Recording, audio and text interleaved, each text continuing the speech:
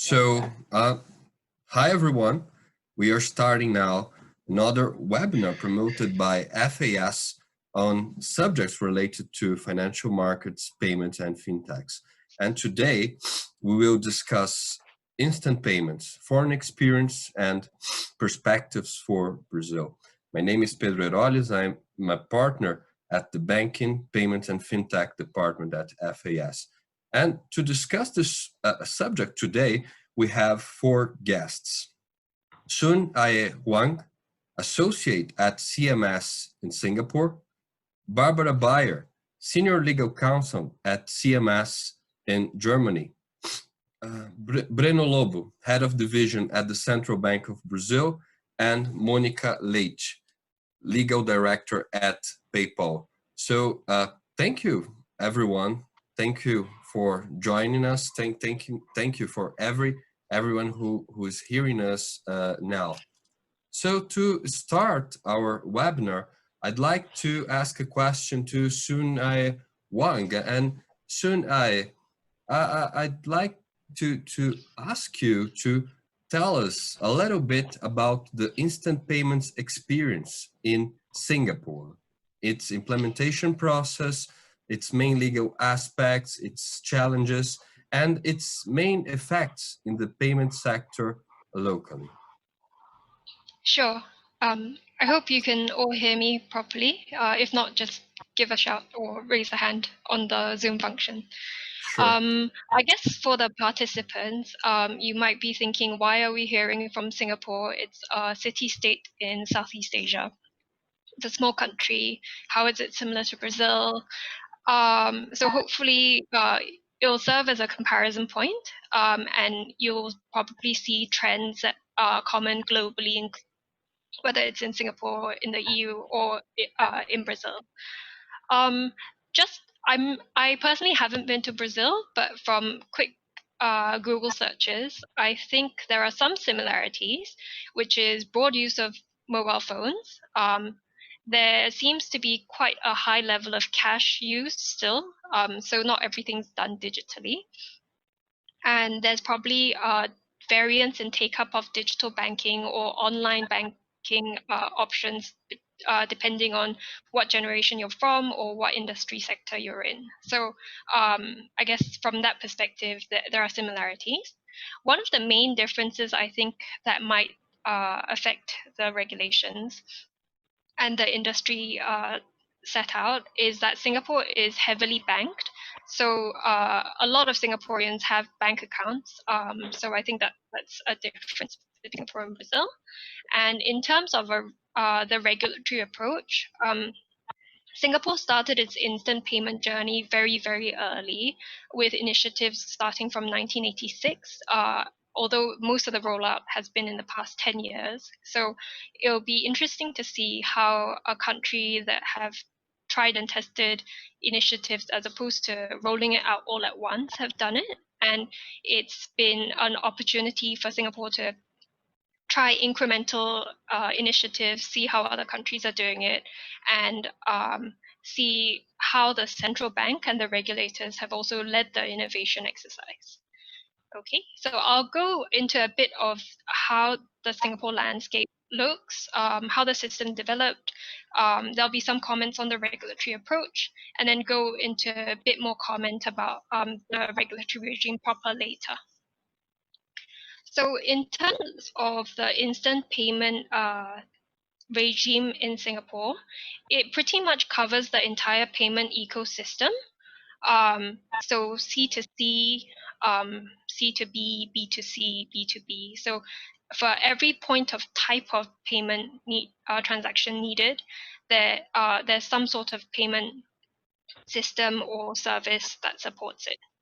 And at each point, it's been becoming more and more instant, if not completely instant. So you'll probably see snippets of that as I explain how it works.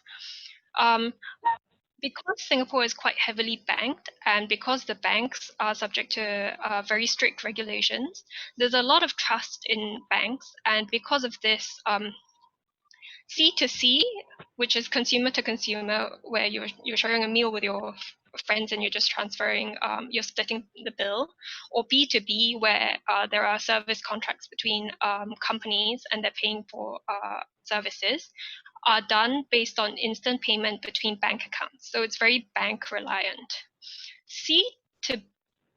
C2B, so where consumers are paying for services by businesses, is where there's been a lot of development, and this is where a lot of the widespread payment solution innovations, fintech companies have come in, and this is not so dependent on banks.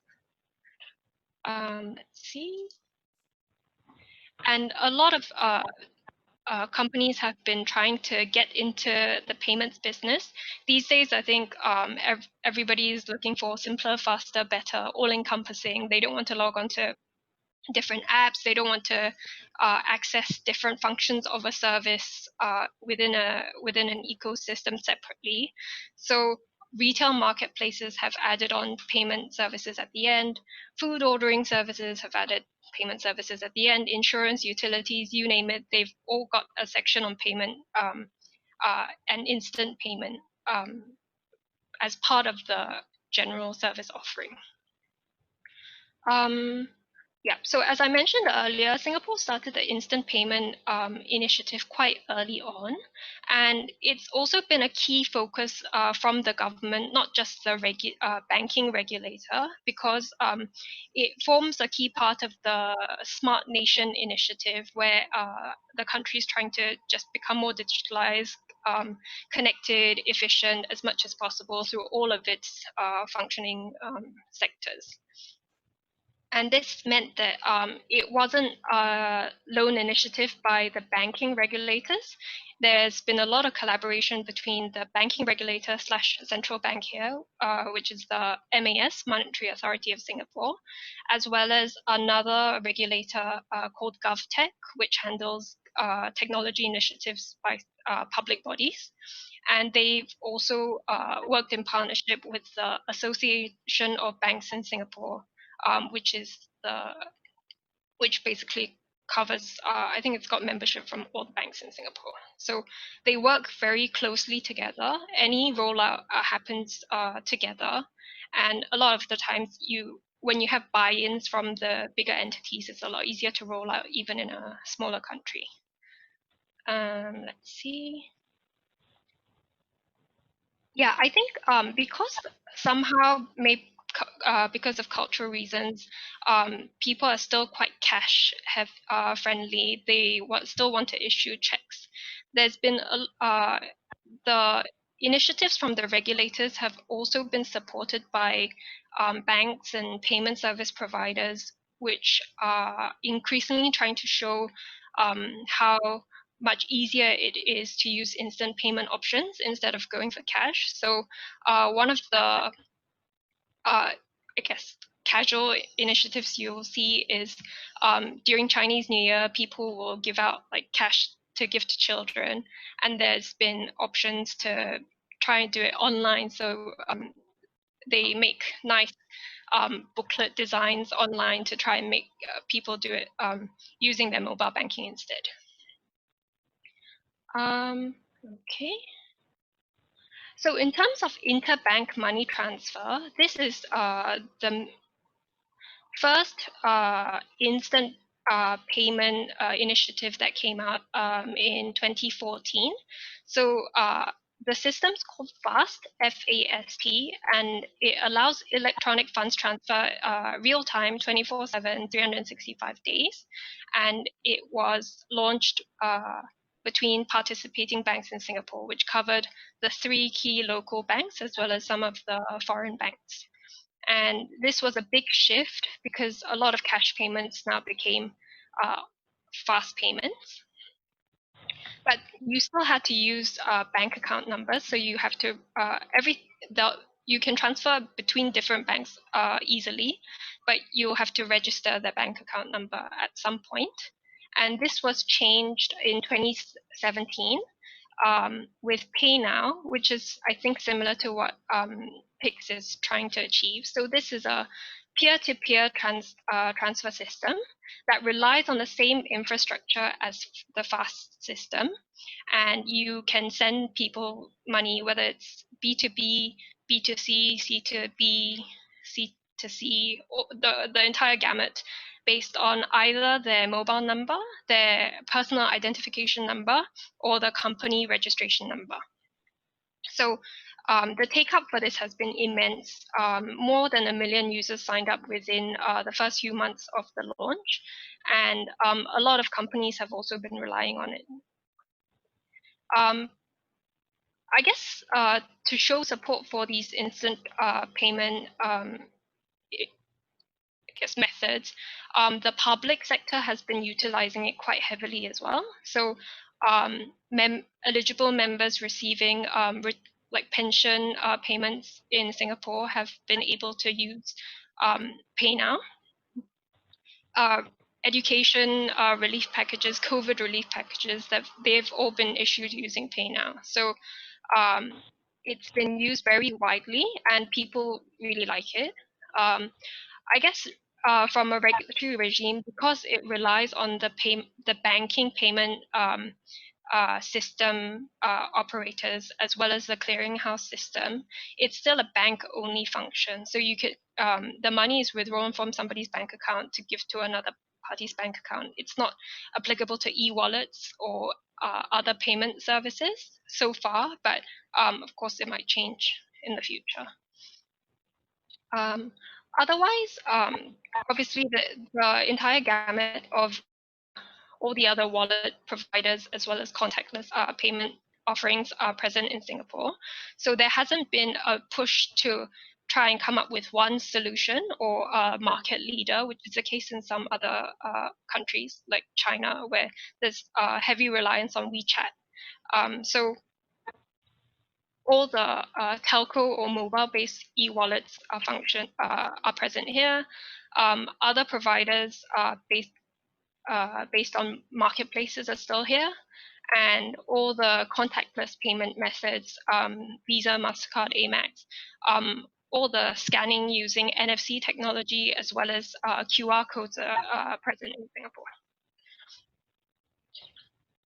So in terms of the licensing regime, because of the heavy reliance on banks, the banking landscape hasn't changed drastically. They've always been subject to heavy regulation. It's just been updated based on technology requirement, AML requirements, and so on. So that part's been stable. It hasn't been a sudden change.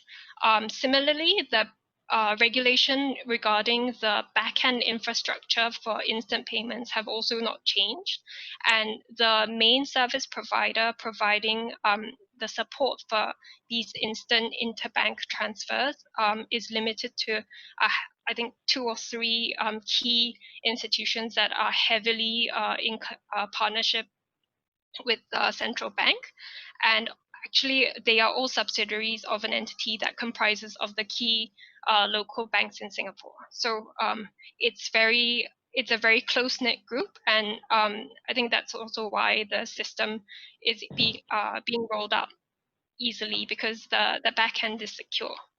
The competition happens through entrance of new players in the front end part. So there's been a lot of regulatory as well as industry developments in the payment services sector. There's been a lot of new players providing domestic and cross-border money transfer, e-money issuance, digital payment token, account issuance. So all of these are regulated under a new law that was passed in 2018.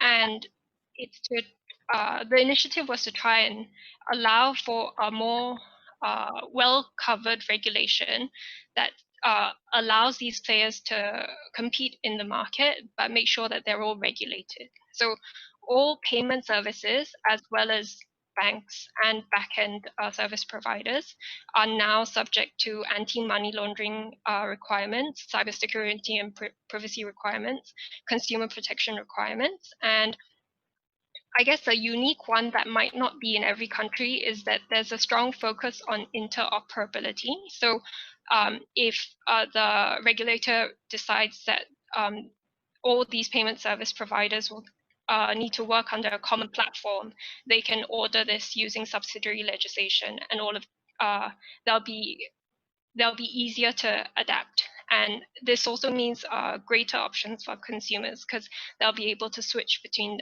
different service providers. Yep. I guess other than setting down the law, the other initiatives that's been happening, especially because of COVID, is a lot of funds are being used to public, especially seniors, on use of digital payments, instant payments, and there's been rollout of funds to implement the QR codes, as well as more I guess instant payment or point of sale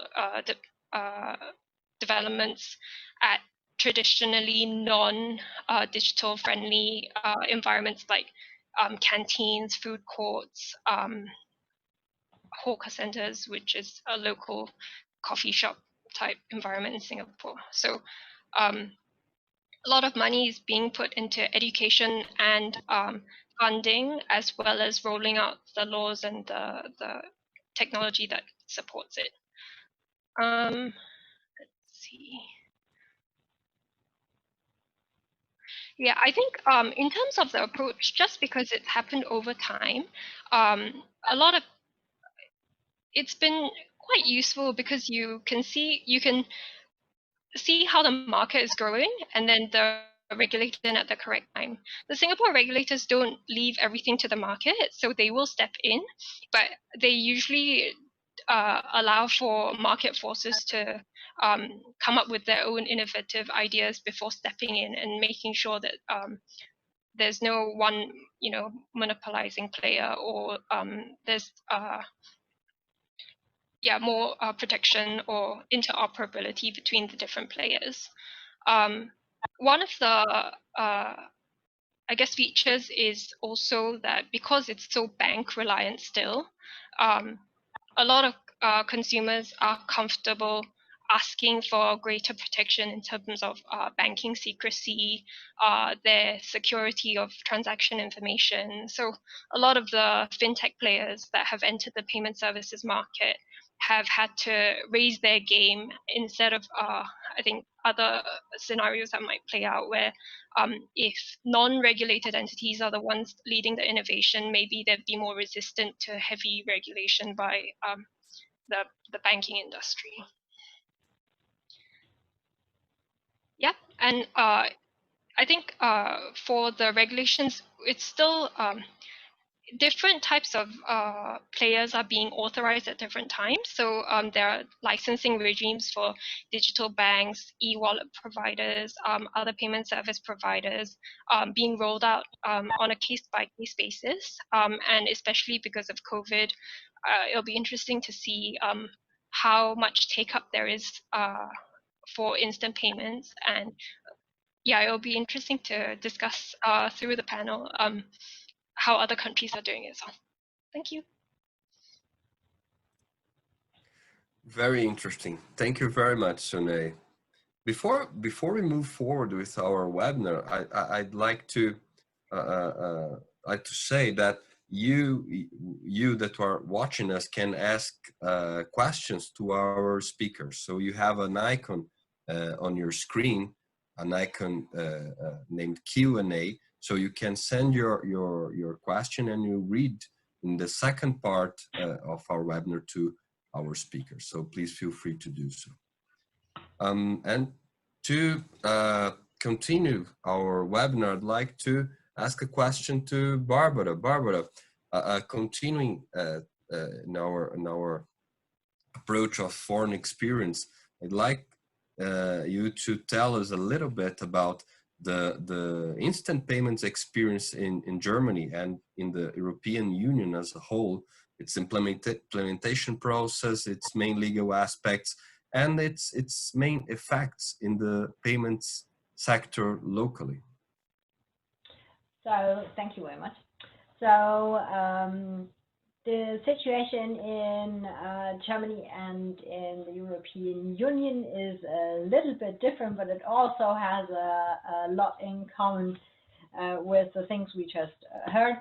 The moment it was announced that there will be under SEPA, which I will explain in a minute, a new instant payment model that will enable people to send money 7 days a week, 24 hours, and for 365 days in 20 seconds. The quotes you could read in the newspapers were a game changer, a quantum lead, a disruption on the banking market. It is cashless. Cash was the German central bank's headline for that. And yeah, so as you can see, the expectations were quite high. The German central bank even said, well, America was the first one with the credit card schemes, and Europe will now become the leaders in instant payments. So there is quite a similar approach than the one we've heard, in the sense of how fast can we be. So the expectations were quite high. The numbers, I mean, it's interesting. And it was interesting right from the beginning, but I think the figures that we had end 2018, beginning of 2019, weren't quite as high as expected. So we had in the first month 500,000 instant payment transactions, and they had a total volume of 300 million euro. And you have to compare the instant payments always with SEPA direct debit and SEPA transfers, and typically you count out the ones that don't really are settled with a real-time gross settlement system. You count out that numbers, the downstream settlement that is with a provision of the collateral, which the fintechs typically do. So if you look at that, the numbers aren't that high. The transactions were 500,000. It is 2,673 million from the SEPA direct debit, and it's 1,566 SEPA transfers. So if you look at the share of the market, it is 63% SEPA direct debits, and it's 63% SEPA transfers, and it's 0.012% of the payments that were done with instant payments. That, yeah, might be, yeah, that looks quite small. That looks quite small if you look at it, but I think the people also, yeah, needs to get used to it. And I think it will raise in the next months, but I think the idea of a game changer and this like quantum leap, well, isn't showing off in the first months, but maybe it will in the first years. With regards to the problems, that is something I'll tell later on, but that has maybe something to do with the way it is set up. So the instant payments are set up by SEPA. SEPA is the European payment, single European payment area, and it is, or it was set up, or is still set up to do all of the payments like bank transfers, direct debits, and transfers in Europe and a little bit over Europe. It's like everyone that is part of the EPC, European Payments Council, this area. And the instant payment is only a little add-on to the model of SEPA from the EPC in the beginning, because typically it is the same system you use for SEPA, but SEPA is settled 3 times a day. So typically you have all of the transactions, and then you cut them 3 times a day, and then it's cleared, and yeah, then it starts again. So this is why it takes a couple of hours typically. And for instant payments, it is quite done a little bit differently, because you have to you don't settle directly, but you have the information flow that is always having the bank's limits on the first hand, and the banks are only using their limits for doing the instant payment transaction, so that they never really look on what's on an account. They just watch out if the limit at the central bank is high enough to do the transaction. That's everything they look at, and then they transfer it right away. So that's different if you do it with instant payments, and therefore you have a specific technical equipment to do that. That's called SCT Inst, which is the that is the connection point, the technical connection point, and that is quite different to that. So in Germany, right at the beginning, the idea was to establish the instant credit transfer procedure from right at one point, to prevent the fragmentation, as several European countries already had instant payment systems for their local places, and the idea was to have one in whole Europe. So they started it together with SEPA to have it in once, and to have it, and also to have members that also know already about SEPA, and that made it a little bit easier to adapt to the members. The instant credit transfer procedure that they provide requires this technical abilities that I talked about, this SCT Inst, which is the technical connection, and the infrastructure for the settlement is the EBA clearing, and they have a RT1 real-time payment platform where they clear at the end of the day, not the second. So initially, there's 8 countries and 600 payment providers within the EU that participate currently. And in the German market, the first ones to provide instant payments was UniCredit, and with Hypovereinsbank, which is a daughter, and then the Sparkasse, which is our local provider. And they have most of the current accounts we have in Germany are offered by Sparkasse. Like every child gets a current account by Sparkasse already as a little. As saving is something that is really deep into the heart of the German's nature, and this is why kids have accounts the second they are named. Same second, I'd say. And and now it is over 40 banks in Germany that are directly connected and to the EBA clearing system to provide the instant payment service via the EBA clearing. And it's more than 2,000 that can be reached indirectly. But the ones offering the current accounts mostly use it.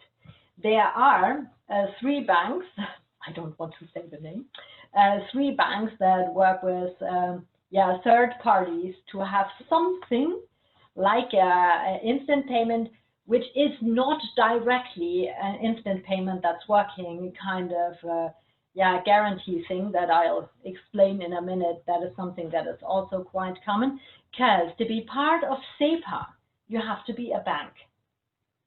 To be part of SEPA, you have the same requirements, and to be part of this EBA clearing, you have to be part of the ECB in a way, or part of that clearing system, and that is the same requirements that you have for Target 2. Target 2 means that is the gross clearing systems the European Central Bank uses to clear the transactions of the banks under the banks. And there is a really gross clearing system as well, another one that's called TIPS by ECB, and that can also be used for customers and for customers of banks, and it's also working via the banks.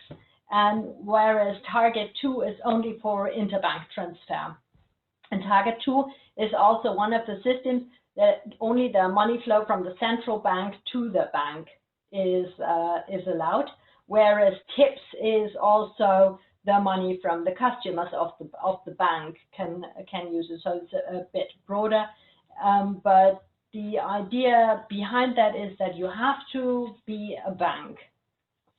So and that's quite that's quite difficult for the payment providers in Germany in a way. So that's not, I think that is nothing also the law provides here and stipulates here, but there is models to work with several banks that work together with fintechs, and they also work quite good, and sometimes banks prefer them over those real-time systems, because it gives you the possibility to check in the moment you transferred it, but you can check it a little longer. Because if you have to do it within 10 or 20 seconds, we've been talking about it, it's like AML real-time checking and sanctions things, and I'm coming to it in a minute. That are issues that have to be checked and things that have to be under control. And sometimes, if you look at sanctions screening or thing like that, it takes a second to really provide those checks, and then it's a problem to be able to do that in 20 seconds. But I come to that later on, because that is still a big challenge for all of the instant payments, especially if you have an affiliate in the US where you have to check for secondary sanctions as well. And that's quite a challenge. So there is, you can say there is two common models. The one is the instant real-time gross settlement systems that I just explained. And the second one is the downstream settlement with the provision of collaterals. That means typically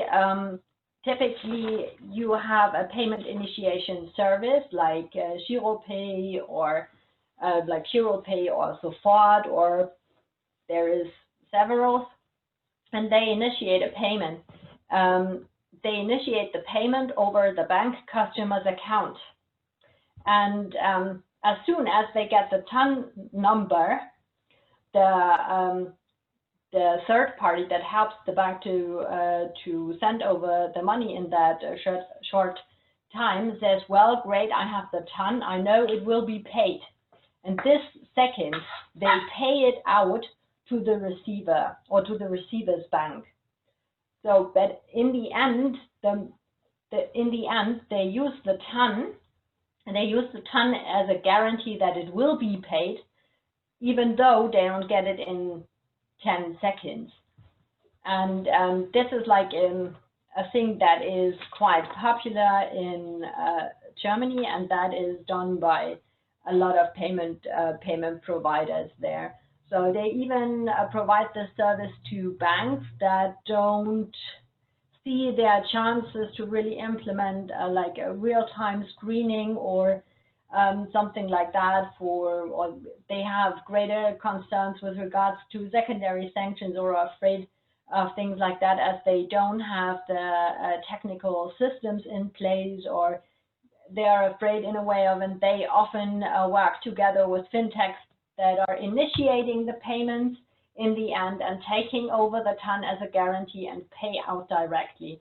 So the receiver has the payment quite the second he gets the TAN, and at that moment the payment is done for the payee, but for the bank and the payment provider, it takes till the end of the day to really have this this payment, because as I said, it's 3 times a day when SEPA clears its transaction, and it's just a simple SEPA transaction, and the TAN number is taken as a guarantee for the payout. And that is something a lot of people are doing just to just to be able to provide that service of being so fast. When it comes to the fees the banks are taking, that is quite different, from €9.99 per instant payment to 50 cents. You'll find everything. But it's already clear that the €9.99 per payment is expected as a little bit too high. There is currently also a ruling that says that if the only possibility you have is an instant payment via a third party, if you want to book a flight or something like that, then there was an offer from I think it was a travel agency that you could pay for your flight only via instant payment and via this system for 1 or 2. I think it was Sofort, and the other was GiroPay, and that was the only thing that was without charge, as it was an instant payment. And the travel agency said, well, I'm safe because I have my money then, and there is no refund possible in that moment, so that will be the greatest thing. But there is a ruling that says, well, I mean, I can see that this is quite a good idea, but in the end, it is not possible that this can be the only way of transfer without a fee. So that is a ruling that will change a little bit for the consumer, as if you transfer the money via instant payment, you don't get a refund, you don't get it back. It's not secured with the credit card, and it's not as with the SEPA direct debit. As soon as it is away from your account, it's gone. So for the consumer, protection is better be reached while using a credit card or a SEPA direct debit or SEPA transfer, because you typically you have the opportunity to get the money back. And for instant payment, that is something that isn't working and that shouldn't be working, because the idea behind instant payments is also to give the whole market the possibility to pay without a card the second you take the product out. So like for mobile payments and things like that, the idea is really the cash, you use it like cash. If you have given it away, it's away, and make your freedom with it. And if you want to have it back, well, you have to claim it. So that is the idea. So we have to see in practice what the ruling is changing in terms of customer behavior, because I personally think that there is a lot of customers that really prefer having the security on the one hand, but there is also a lot of advantages and models that will show us that instant payment is quite useful, as there is already ideas for pay as you use. For car insurance, you only pay the car insurance the moment you're driving the car, which is quite good ideas. And I mean, this is things that are floating, or ideas that are floating the market, but it's not a practice right now. So this downstream settlement with the provision of collateral is no immediate order. It's like a guarantee system, and that gives the customer the feeling that it is the same thing. And then you have the legal aspects of instant payments. It is based on the SEPA rulebook that made it a little bit easier for the German or for the European people on the market, because that is an interbank agreement of the banking industry to standardize and to define the way in which this type of payment transaction is processed.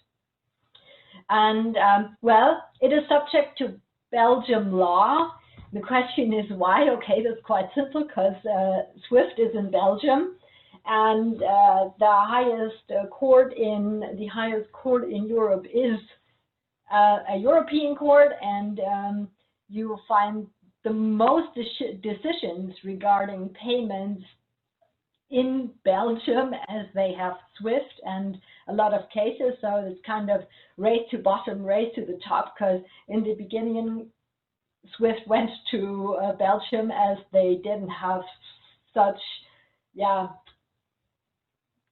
demands in their regulations to a payment provider than the other European countries, and this is why SWIFT moved there. So, but now it is, and yeah, it's the case that we have so many decisions in Belgium that it quite makes sense to have also for the EPC things the seat in Belgium.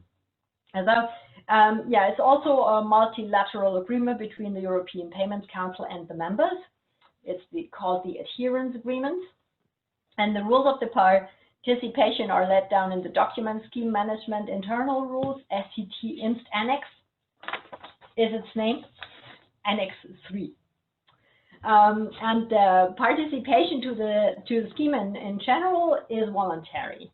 But what's not voluntary is the moment you are the moment you are a member, the adherence to the scheme is absolutely mandatory, and yeah, and there is minimum requirements that have to be adhered to, and there is yeah, that's so detailed that in the way the forms have to look, and the terms that are used is defined by the EPC for each and every language. So there is 34 translations for each and every word that were already made for the SEPA direct debit and the SEPA transfer, and they're using those things also for SEPA instant payment, which is quite good. So the market knows if they have used the terminology for direct debit already, they know the terminology is the same for the instant payments. That makes it a little bit easier.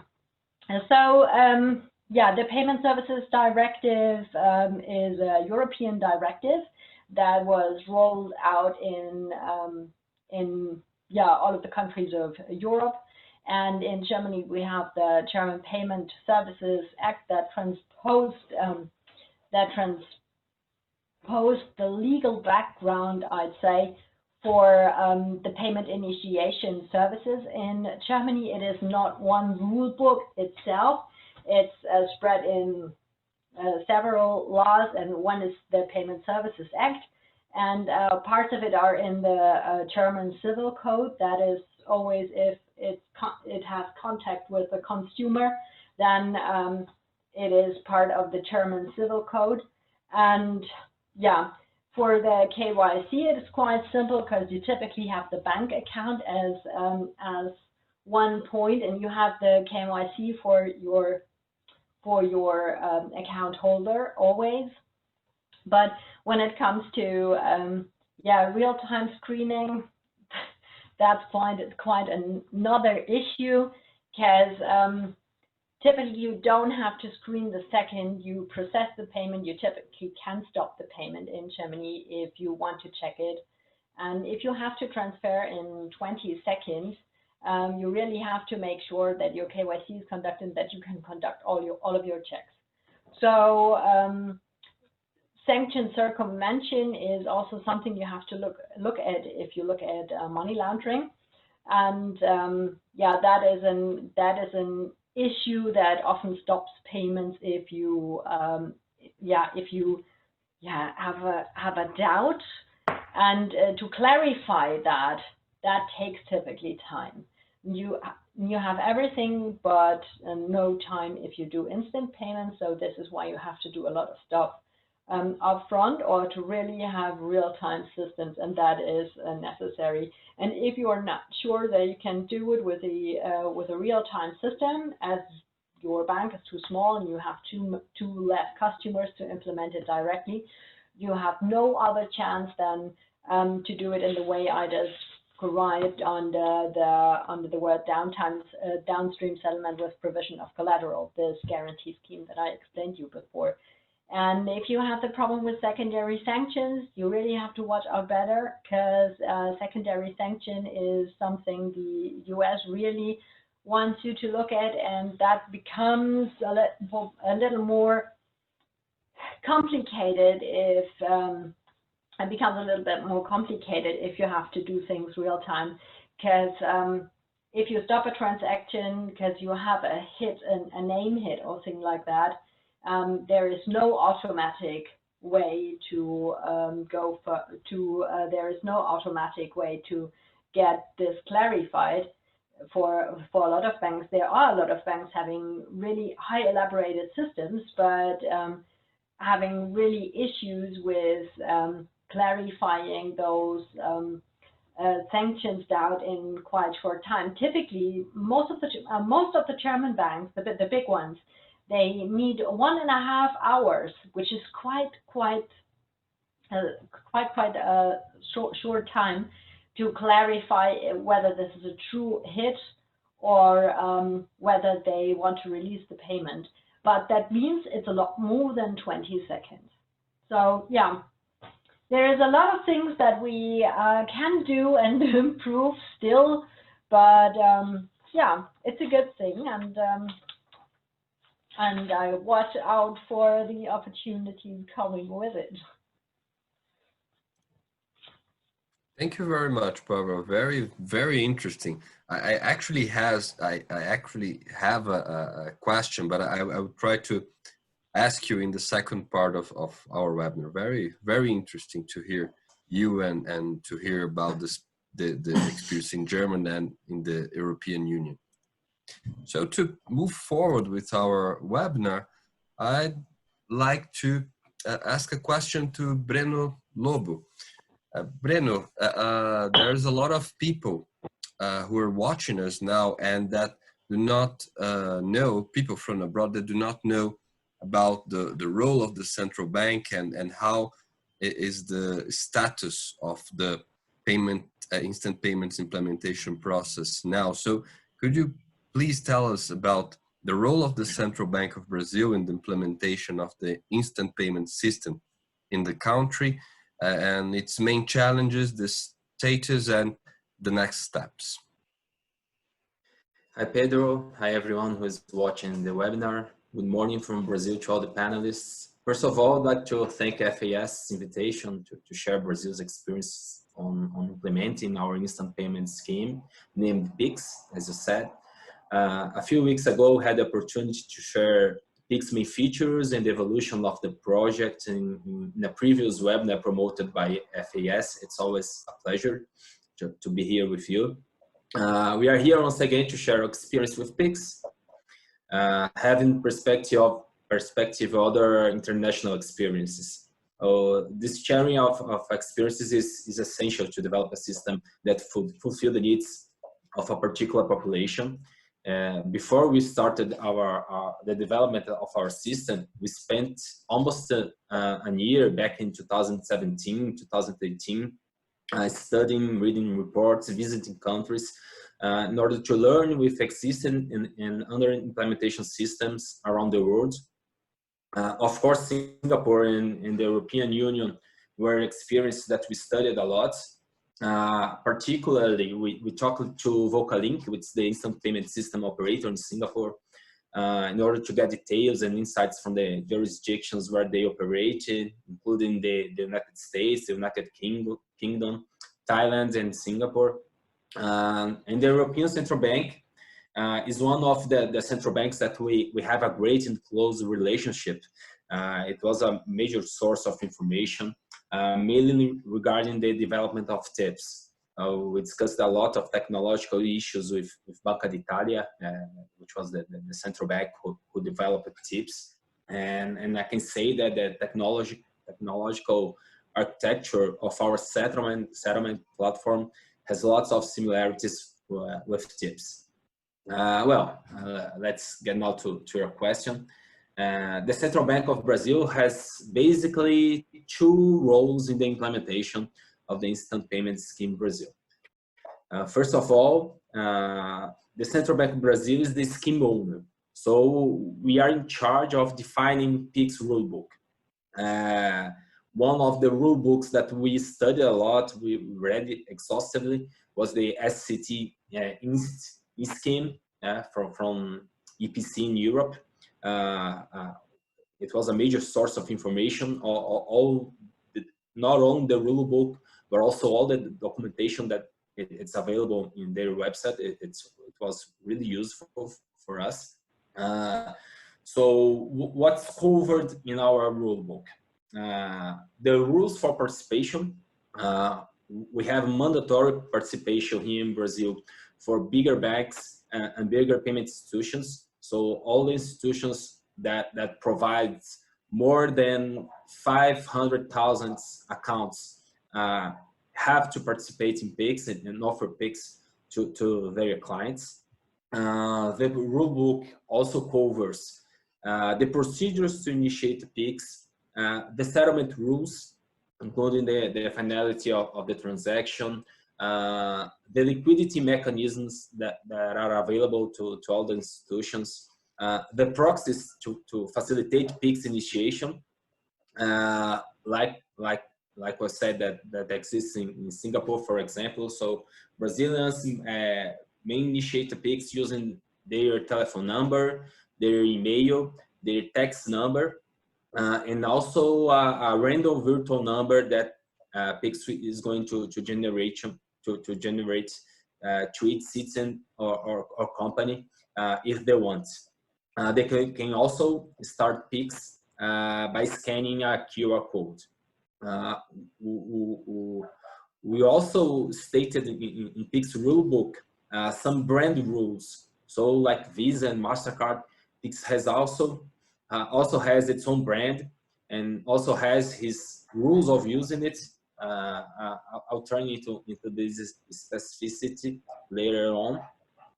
We also cover maximum times of the transaction and service level agreements. We have some specific times that we allow in order to avoid frauds and for AML purposes. We give an extra amount of time in order to let institutions assess those transactions that can be a fraud or are against our AML rule. We have also the procedures to authorize and reject PIX, the rules for refunding and dispute resolution, the governance of PIX, possible penalties, fees, also user experience. So it's a very complex and complete set of rules and procedures. But it's important to say that we are not driving this by ourselves, okay? Although we have the final word, we have the power of the pen in the end of the day, but all the projects is being conducted in an open and transparent environment with the involvement of all interested stakeholders. We have a governance structure that we call Forum PIX. It has 4 working groups. We have the participation of more than 200 institutions. We have not only participants from the payments industry, but we have big banks, fintechs, advisors, legal offices.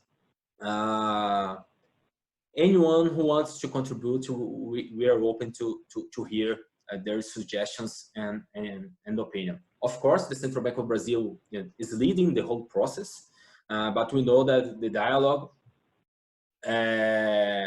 not only, as I said, with the industry, from big banks to fintechs, but also with potential users, the service providers. We're talking.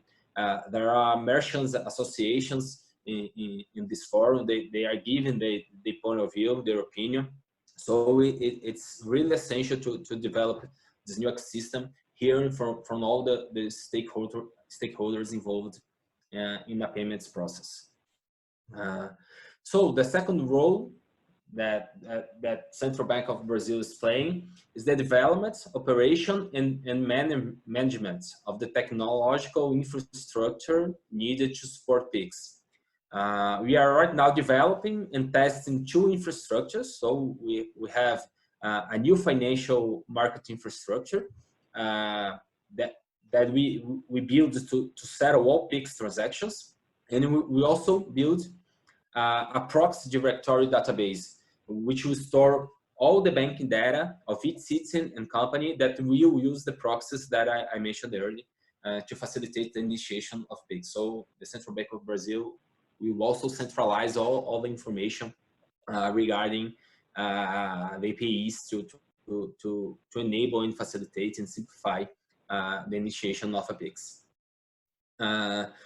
So now I can turn to where we are right now. Okay, since June the 1st and until October 16th of this year, we are in the phase of the homologation tests. So we have 908 institutions applying to join PIX. So each one of them that are on the PIX onboarding process, they will have to successfully conclude the requested tests in order to enter into production on November the 3rd, 2020. That's the day that PIX will be launched later this year. We'll have 2 weeks after opening with a few restrictions like number of users and limiting hours. We won't start PIX in a 24/7 basis for just 2 weeks. But then in November 16th, any Brazilian that have an account in any of the 908 PIX participants will be able to send and receive a PIX. And it's nice to say that we are allowing not only banks to participate in PIX, we are allowing payment institutions, including those that doesn't have to have a license to issue electronic money. So we have the payment institution regulation here in Brazil. We only authorize those institutions that have transactions above certain limits. Below those limits, they are free to innovate and create new business models. So including those payment institutions, they can participate in PIX indirectly, not accessing our settlement infrastructure directly, but they can access as third parties.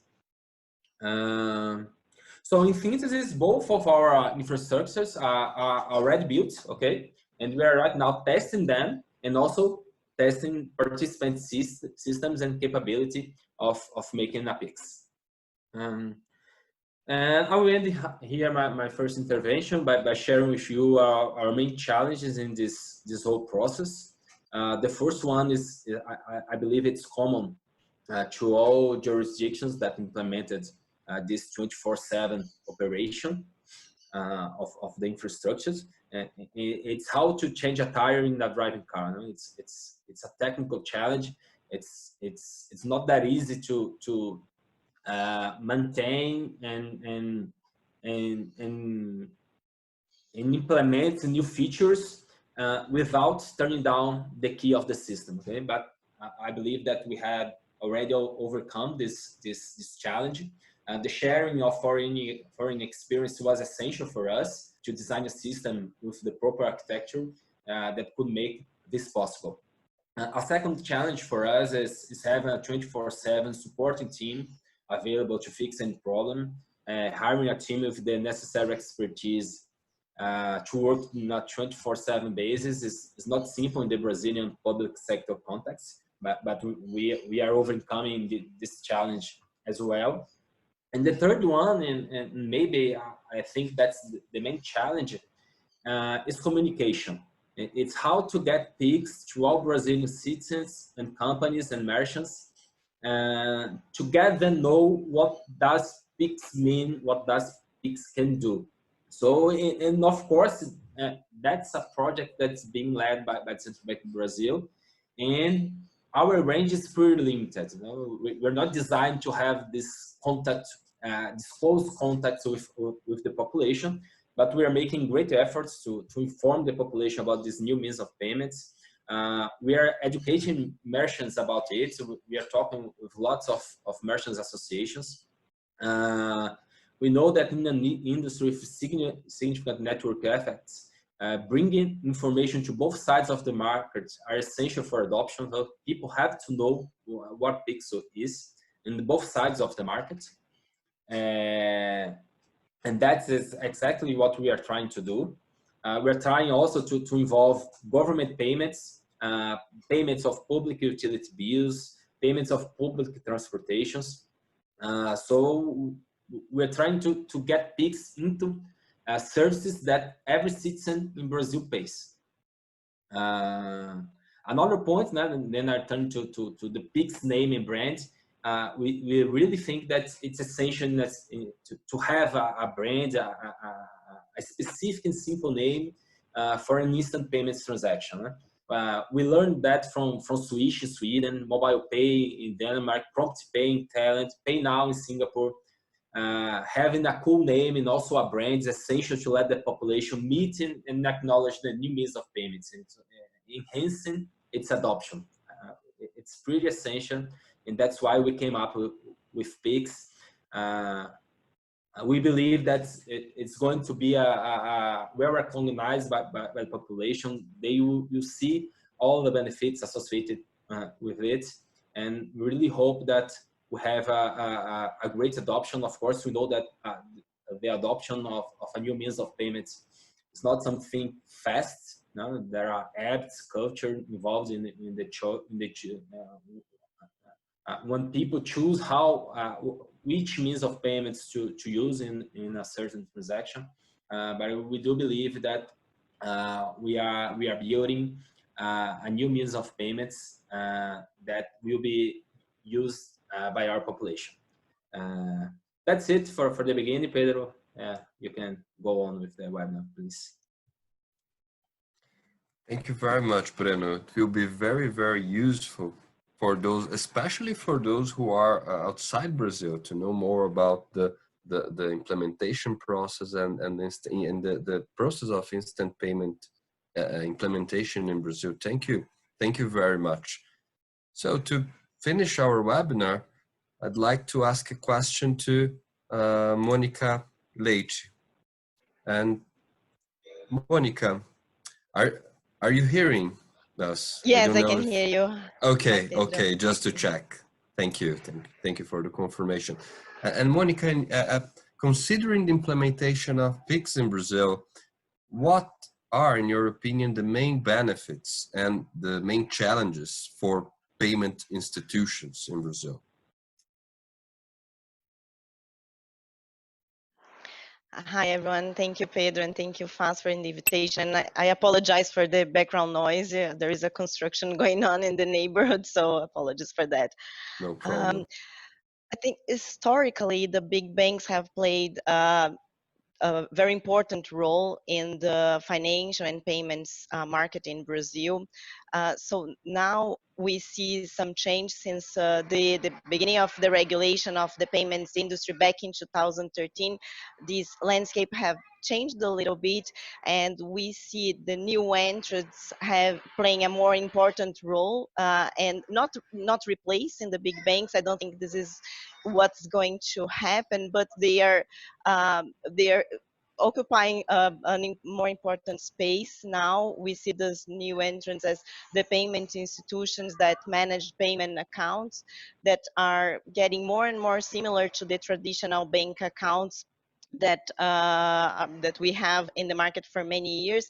And what we have seen is that the central bank really wants to encourage the usage of payment accounts, and they are using the payment accounts as an instrument to promote financial inclusion.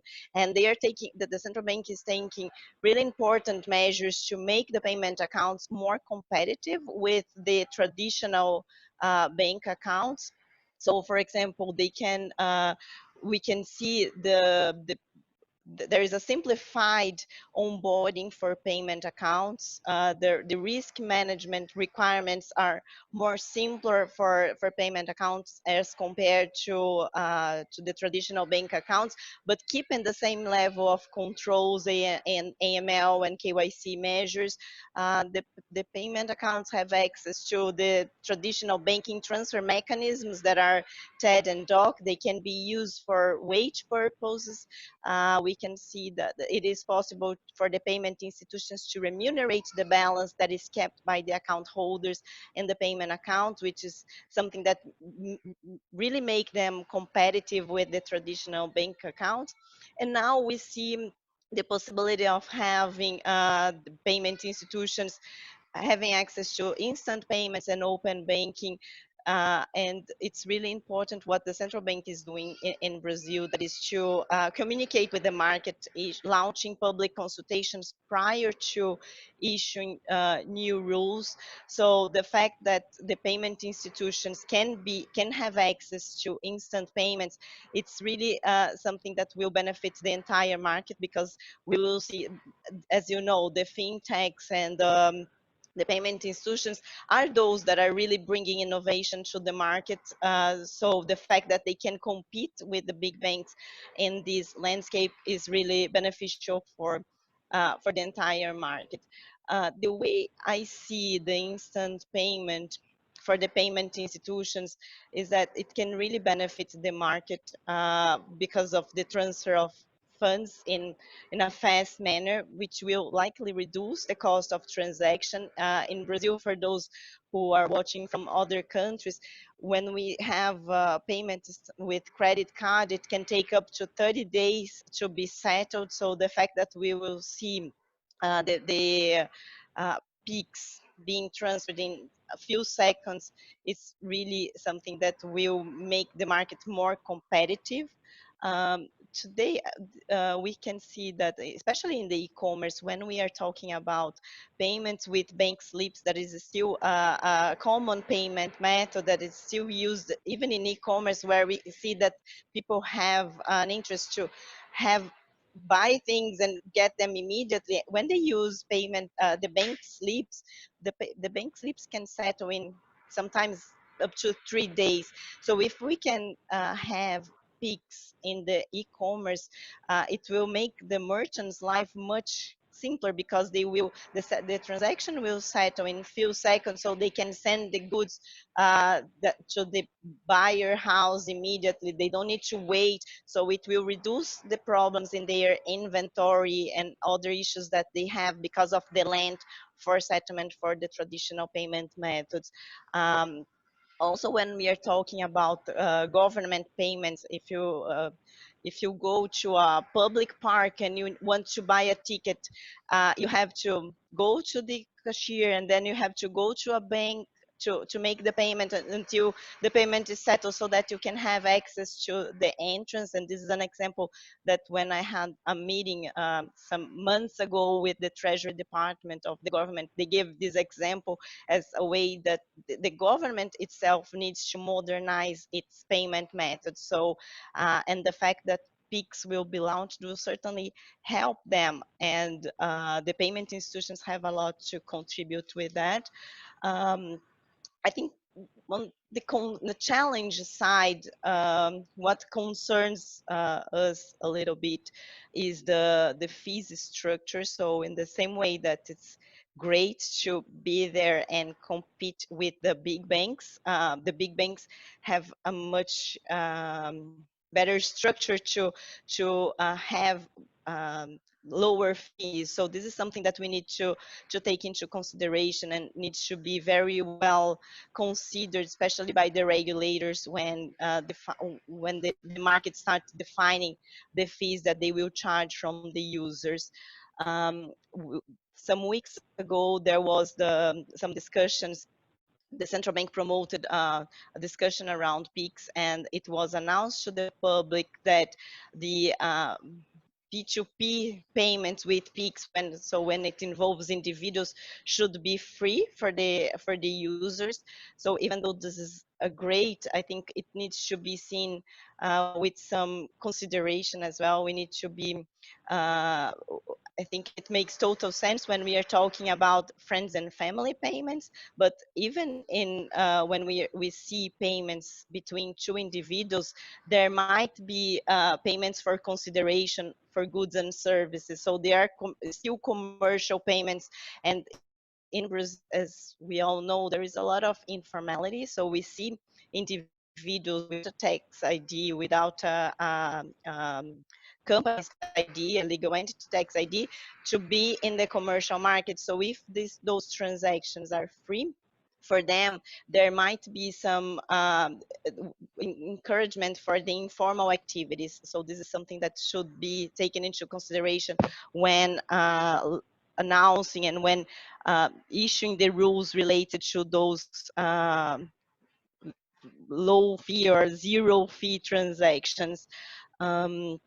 Another thing that concerns us a little bit is the timing for implementation. So even though it's great that the market is getting ready for November, especially when we are looking into the payments sector and the fintechs, because of the pandemic, a lot of our efforts are being used for the fight against the pandemic.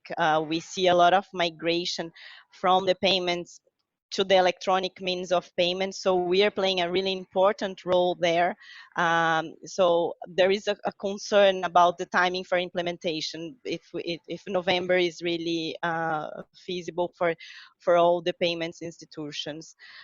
And also, since we are talking about the international experience, I think it's really important to consider and I know that now the instant payments in Brazil is only focused on the domestic market, but I think it would be important to look in the future to enhance this experience and to make it possible for the PIX to be used in the cross-border payments as well. So I think this is something that really needs to be developed. We still see the cross-border transactions that are still very limited and very dependent on the traditional financial sector.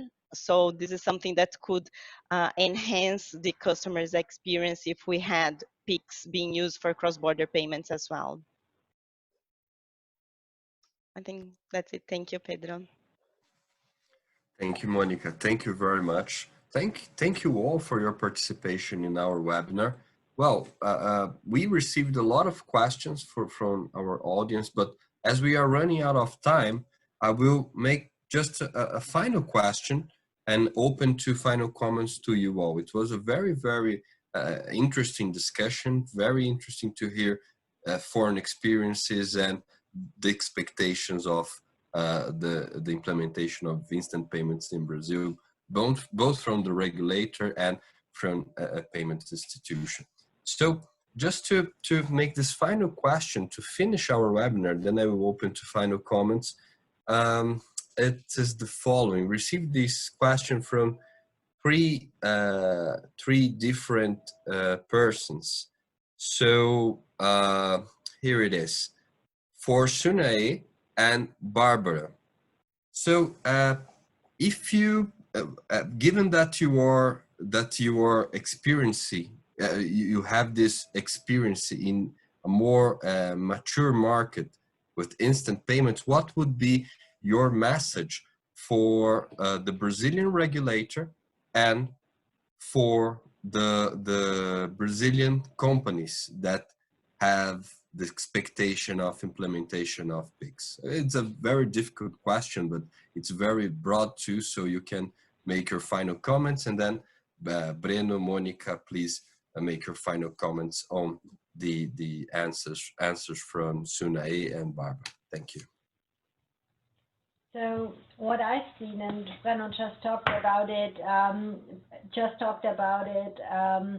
is that it is always important to consult as much as possible, because you have the market that has to adhere to those rule books, and they really want to do it perfectly. And the regulator also has to be open in terms of how can old systems be adopted, or how can you develop new models for AML prevention, sanction circumvention, all these issues. And it is very important that the regulator really keeps up with the technical knowledge that is always raising if you implement such new systems that infect the whole market. So I would say have a real intense communication and a real intense consultation phases with the market, with the banks, and don't exclude the payment providers in your talks, because typically it is not the enemy of the banks. They are helping a lot with this regards, as they have a smaller technical infrastructure, and the bank typically has built up its infrastructure the last 40 years, and it's this big. And those technical solutions that the payment service providers have sometimes is sometimes the key is key in finding a solution. So that would be my advice. Just consultation and communication and being open-minded and finding also new ways for difficult questions that are still there and have to be solved beyond the new technical background as well. Yep, totally echo what was just said. I think keeping a handle on the technical infrastructure, the settlement system, it's definitely important. It sounds like the front end take up is also quite important, and not everybody will take up something new. So in Singapore, it happened over time. There was a lot more emphasis on replacing cash payments and check payments between individual to individual before the business dimension kicked in. So having concrete goals about which type of payment area you're trying to replace with the instant payment and going at it incrementally will always help. And also, I guess generally any sort of public support that helps organizations that don't really want to spend their own money trying to adopt this would always benefit.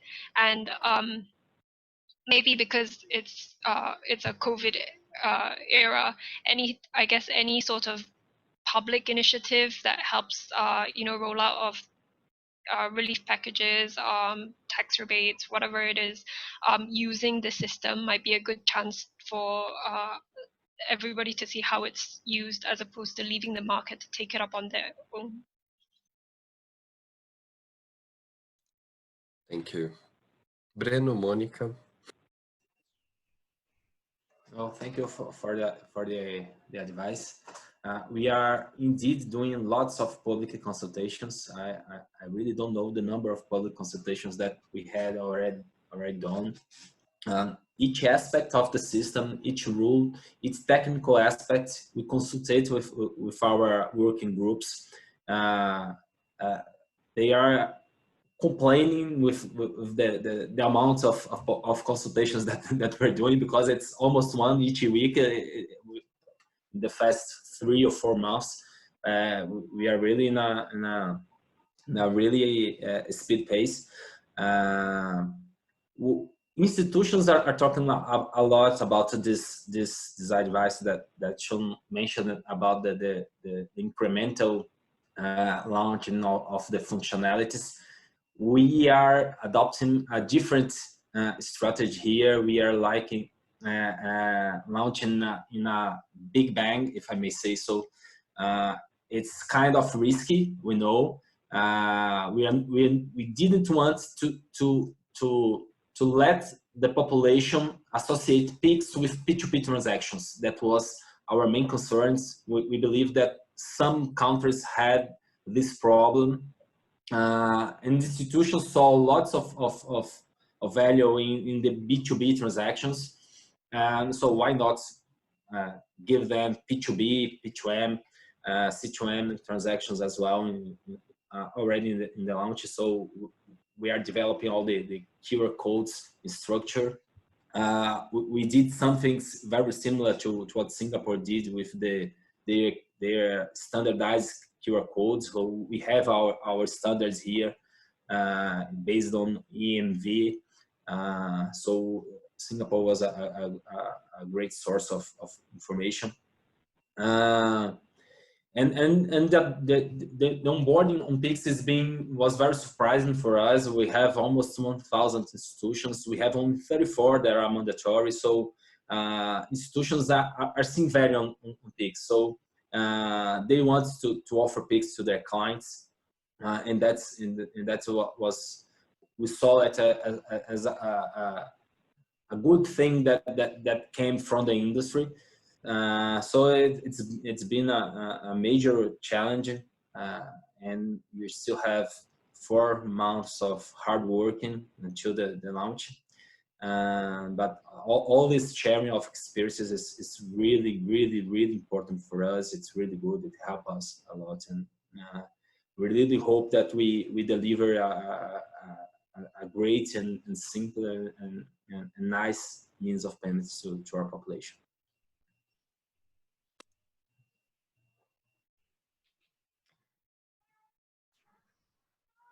Monica, your final comments, if any? No, sure. So I think one of the biggest challenges that we see when we want to launch a new solution, especially in the payment sector, is the change of behavior that it requires from the population and from the individuals, because they are really used to make payments and act in a certain way. So change that behavior, and being at PayPal for almost 10 years is one of the biggest challenges that we have seen. But now the one of the benefits of the pandemic, if it has any, is exactly this change of behavior. So the entire population was forced to change the way they make payments. So I think Pix will come in a time that will certainly bring additional benefits to the population, and there is this desire from the public to change the behavior. What we have seen in the past months was exactly the increase of the digital payments, the increase of the online purchases. So Pix will certainly benefit the entire market, and will promote this innovation that it's certainly very well seen.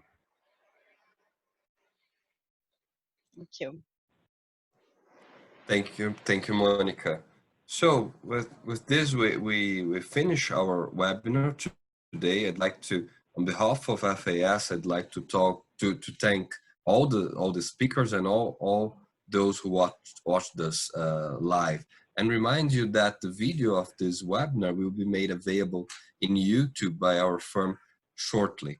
So thank you very much, and see you next time, and look after yourselves. See you, bye. Thank you, bye-bye. Thank you. Thank you.